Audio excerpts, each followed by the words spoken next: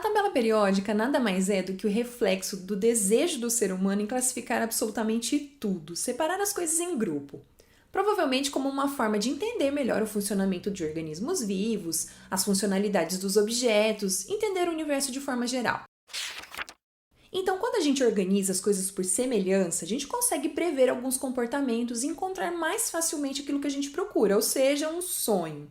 E não é diferente para os elementos químicos. Falando em sonho, diz a história que foi exatamente enquanto dormia que o pai da tabela periódica, Dmitri Mendeleev, em meados do século XIX, viu os elementos químicos se encaixando em uma tabela e logo que acordou, escreveu suas ideias em um papel.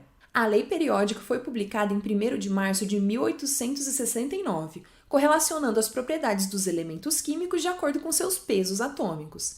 Tamanha foi a genialidade da tabela proposta por Mendeleev que ele inclusive previu espaços vazios para os elementos que ainda não tinham sido descobertos na época. Mais de 150 anos depois, a tabela periódica, que apresenta 118 elementos químicos, não tem muita semelhança com a proposta original de Mendeleev, mas corresponde a uma versão bastante evoluída da sua antepassada de 1869.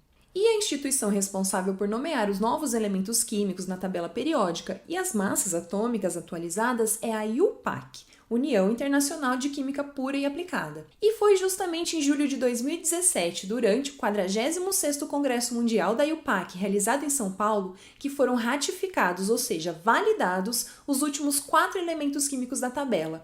O elemento niônio, com número atômico 113, o moscóvio, 115, tenécio, 117, e o organessônio, elemento final da tabela periódica com número atômico 118. Só essa informação já valeu um like aqui no vídeo, hein? Na estrutura da tabela periódica, nós chamamos as linhas horizontais de período, que são 7 no total, e as colunas verticais nós chamamos de grupos, que são 18.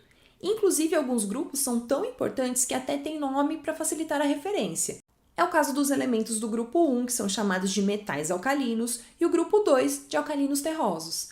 Alguns grupos são batizados com o nome do primeiro elemento. O 13 é o grupo do boro, o 14 é o grupo do carbono e o 15 do nitrogênio. Já o grupo 16 é chamado de grupo dos calcogênios e o 17 dos halogênios. Por fim, um dos mais famosos, o grupo 18, é chamado de grupo dos gases nobres.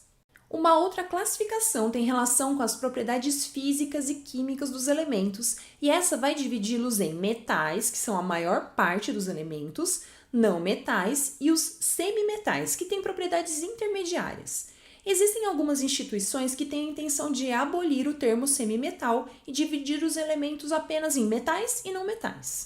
Além disso, os elementos são também divididos em blocos, de acordo com o último subnível ocupado em sua estrutura eletrônica, sendo assim blocos S, P, D e F, ou seja, a posição do elemento químico na tabela vai indicar sua configuração eletrônica. Isso porque os átomos estão ordenados na tabela periódica de acordo com seu número atômico, ou seja, o número de prótons, que nada mais é do que a identidade do elemento químico. Quando fazemos a distribuição eletrônica, nós levamos o número atômico em consideração, já que no átomo neutro ele é equivalente ao número de elétrons. Para o cloro, por exemplo, que tem o número atômico 17, usamos 17 elétrons na distribuição eletrônica. Então, a cada quadradinho que a gente anda na tabela periódica, soma-se um próton e um elétron para o respectivo elemento químico em relação ao elemento do quadradinho anterior. São então 2 elétrons para cada orbital S, 6 para os orbitais P, 10 para os orbitais D e 14 para os orbitais F. Então, já que falamos do cloro, vamos usar a tabela periódica para construir sua distribuição eletrônica.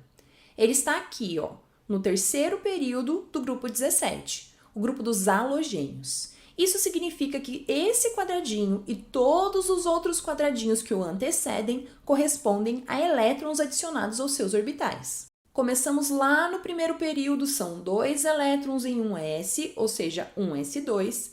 Então, passamos para o próximo período correspondente ao nível ou camada 2, onde temos 2 elétrons S mais 6 elétrons P, ou seja, 2S2, 2P6.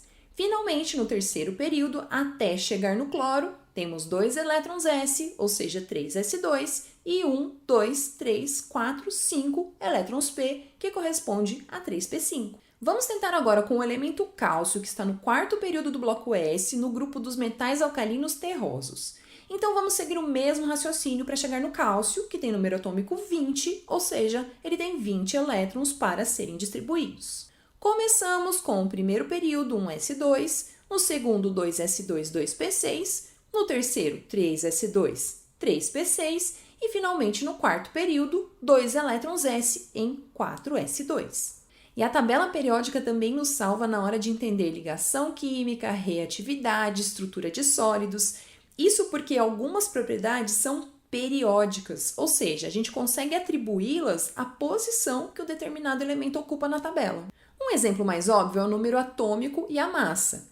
Ambos crescem da esquerda para a direita com o aumento do número de prótons e número de nêutrons e de cima para baixo pelo mesmo motivo. Já o raio atômico cresce de cima para baixo conforme aumenta o número de camadas, mas o raio diminui da esquerda para a direita. Isso porque há um efeito de blindagem do núcleo em relação aos átomos externos que estão sendo adicionados. Outra propriedade periódica muito importante é a eletronegatividade, que nada mais é do que a capacidade de um átomo em uma molécula de atrair elétrons para si. Ela cresce da esquerda para a direita nos períodos e de baixo para cima nos grupos, sendo então o flúor o elemento mais eletronegativo da tabela. Ela é uma propriedade tão importante que até temos um vídeo aqui no canal só sobre eletronegatividade. Dá uma olhadinha lá, eu vou deixar o link na descrição. Então é isso, pessoal. Espero que vocês tenham gostado do vídeo. Então deixa o seu like e se inscreve no canal. Aproveita para ativar o sininho, porque toda semana a gente tem vídeo novo. Um super beijo e até o próximo vídeo!